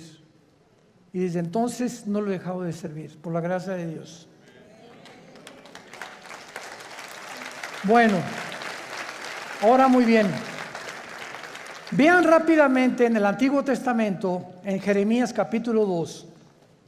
Jeremías capítulo 2, de qué forma en el Antiguo Testamento se menciona la fornicación física o la prostitución, así como material o terrenalmente. Una mujer se puede vender por dinero, la cual se le llama prostituirse o prostituirse, o un hombre también. Espiritualmente, Dios usa el mismo término. Cuando tú le dejas a Él por los ídolos, o cuando dejas a Dios por otras cosas más importantes que Él. Dice Jeremías capítulo 3. Dicen, si alguno dejare a su mujer yéndose esta de él y se juntare otro hombre, ¿volverá a ella más? ¿No será la tierra del todo amancillada? Tú pues, le está hablando Dios a Israel, has, ¿qué cosa? Fornicado con muchos amigos. Pero no se está refiriendo Dios a la fornicación física sexual. Veámoslo. Mas vuélvete a mí, dice Jehová. Alza tus ojos a las alturas y ve en qué lugar no te hayas prostituido. Junto a los caminos te sentabas, para ellos como árabe en el desierto, y con tus fornicaciones y con tu maldad has contaminado la tierra. Por esta causa las aguas han sido detenidas y faltó la lluvia tardía, y has tenido frente de ramera y no quisiste tener vergüenza. Dios acusa a Israel de fornicar con los ídolos, que es lo mismo cuando un hombre se va con una mujer que no es su esposa, o cuando un muchacho tiene relaciones con su novia sin casarse, está fornicando. Ella se está entregando a él o por conveniencia, o él con ella. Se están prostituyendo los dos.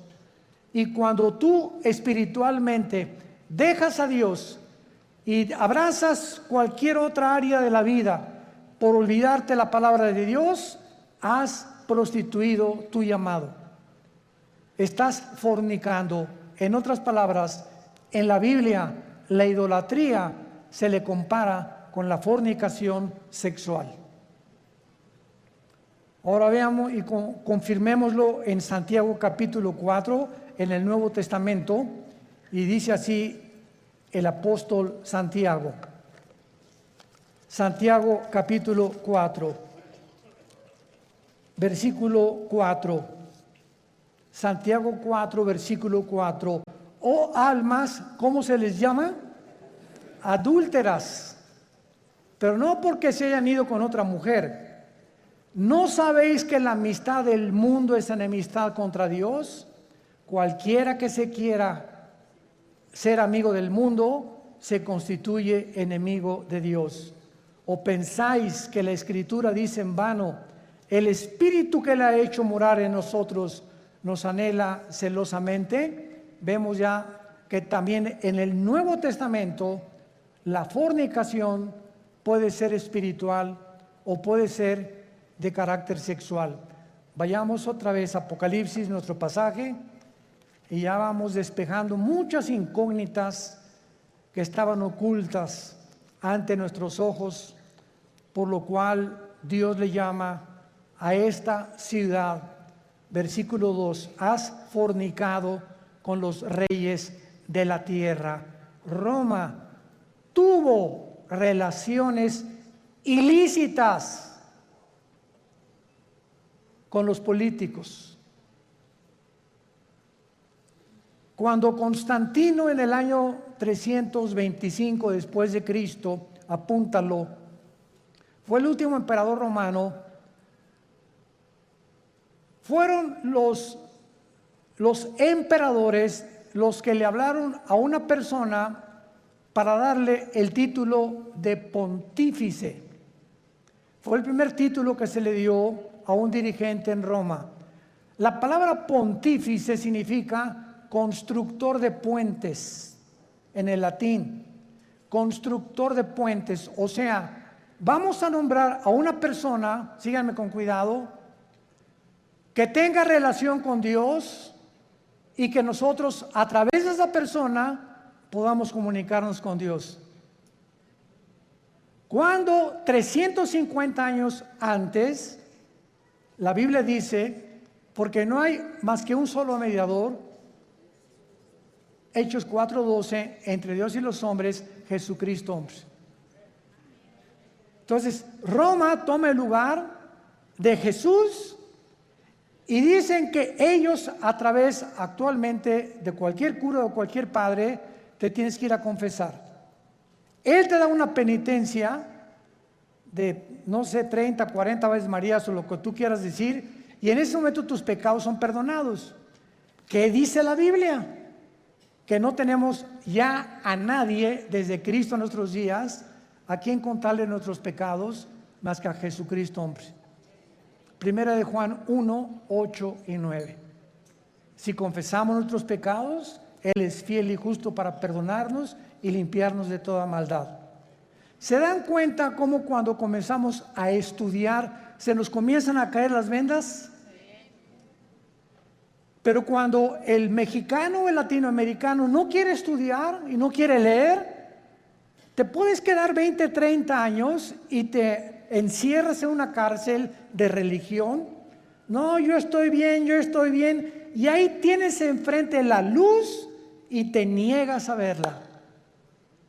Porque puede más tu orgullo religioso que la verdad.